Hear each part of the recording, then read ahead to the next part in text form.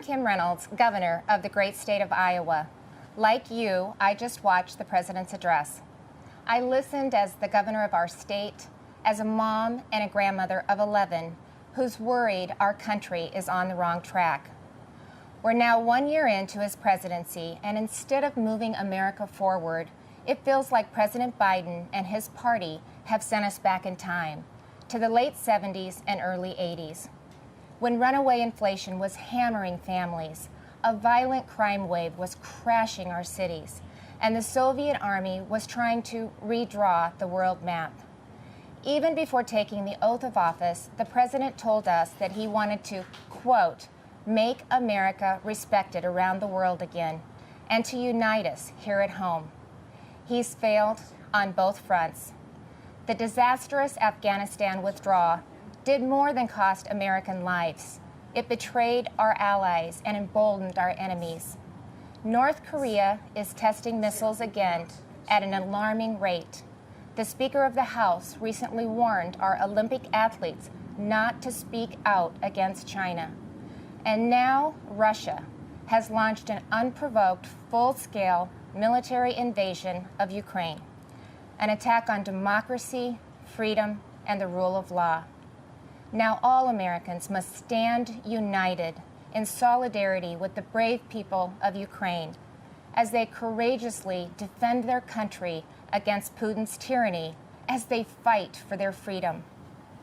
But we shouldn't ignore what happened in the run-up to Putin's invasion, waiving sanctions on Russian pipelines while eliminating oil production here at home, focusing on political correctness rather than military readiness, reacting to world events instead of driving them. Weakness on the world stage has a cost, and the president's approach to foreign policy has consistently been too little, too late. It's time for America to once again project confidence. It's time to be decisive. It's time to lead. But we can't project strength abroad if we're weak at home. And that's what I want to discuss with you tonight. The President and Democrats in Congress have spent the last year either ignoring the issues facing Americans or making them worse. They were warned that spending trillions would lead to soaring inflation. They were told that their anti-energy policies would send gas prices to new heights, but they plowed ahead anyway, raising the price at the pump by 50% and pushing inflation to a 40-year high. 4 decades ago, when our nation was last reeling from inflation, I was a young working mom just starting out. My husband, Kevin, worked days while I watched our girls, and then we would literally switch. We would pass in the yard as he was coming home, and I was leaving to work evenings at the local grocery store. From across that checkout counter, I saw the pain of inflation on my neighbors' faces. I saw what happens when prices rise faster than wages. The Biden administration believes inflation is a, quote, high-class problem. I can tell you, it's an everybody problem. I saw moms and dads' paychecks buy them less and less. I watched working people choose which essentials to take home and which ones to leave behind. And now President Biden's decisions have a whole new generation feeling that same pain. When I took the oath of office 5 years ago, I promised Iowans that I would never lose sight of who I was working for, that I wouldn't become detached from the problems they were facing, from the problems that I had faced myself. But you don't have to check groceries to see what high inflation does to people. You just need to step outside of the DC bubble. Talk to Americans about what's on their mind. Ask them, what are your concerns? What keeps you up at night? And they'll tell you. And I can tell you what's not on that list. They won't tell you that spending trillions more and bankrupting their children is the answer to their problems. They won't tell you that we should be paying people not to work. And they certainly won't tell you that we should give billions in tax giveaways to millionaires and billionaires in Democrat-controlled states like California, New York, and New Jersey. But that's what the Biden administration has been pushing for over the last year. And that's all part of Build Back Better. Thankfully, the president's agenda didn't pass because even members of his own party said enough is enough. Well, the American people share that view. Enough is enough. And it's not just with D.C. spending. Americans are tired of a political class trying to remake this country into a place where an elite few tell everyone else what they can and cannot say, what they can and cannot believe. They're tired of people pretending the way to end racism is by categorizing everybody by their race.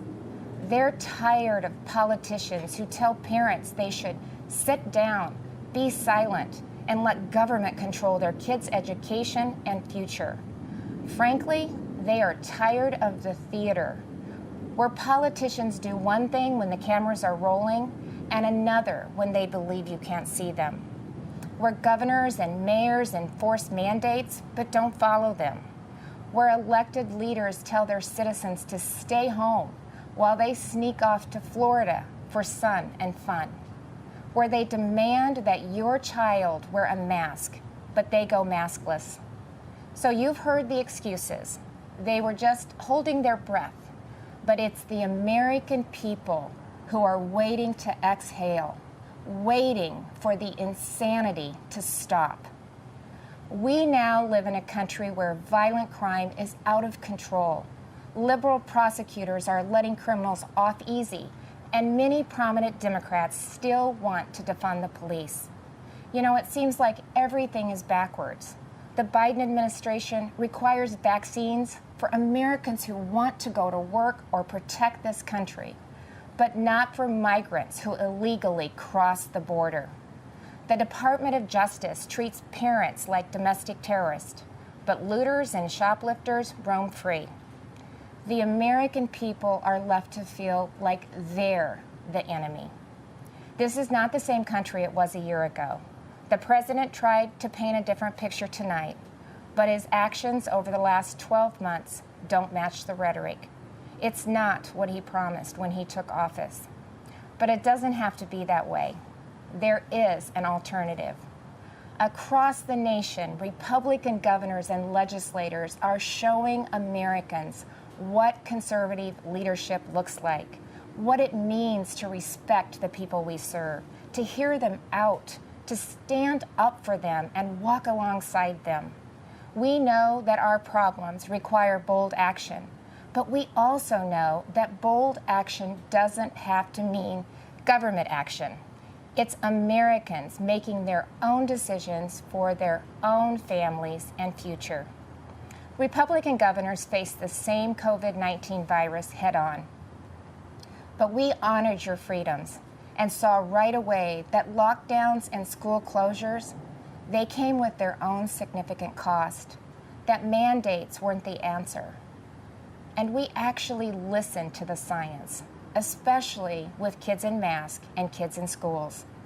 What happened and is still happening to our children over the last 2 years is unconscionable. Learning loss, isolation, anxiety, depression. In so many states, our kids have been left behind, and so many will never catch up. That's why Iowa was the first state in the nation to require that schools open their doors.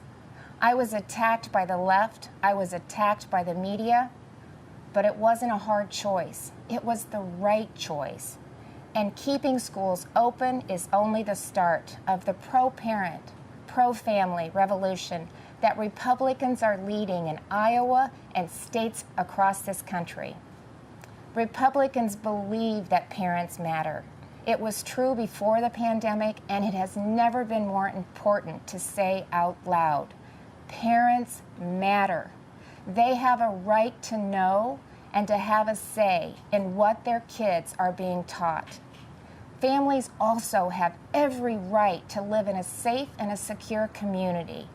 And that begins with a safe and secure country.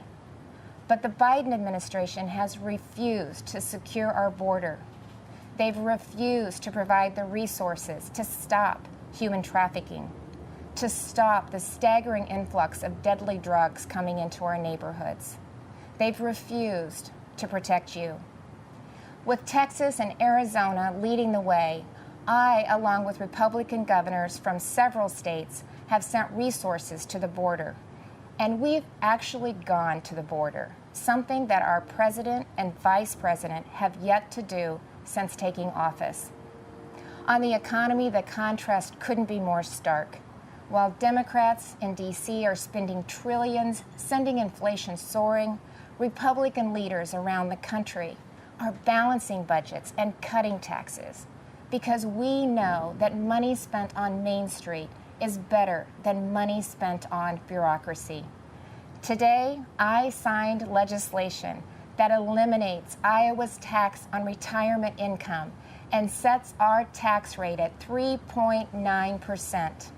That's less than half of what it was just 4 years ago.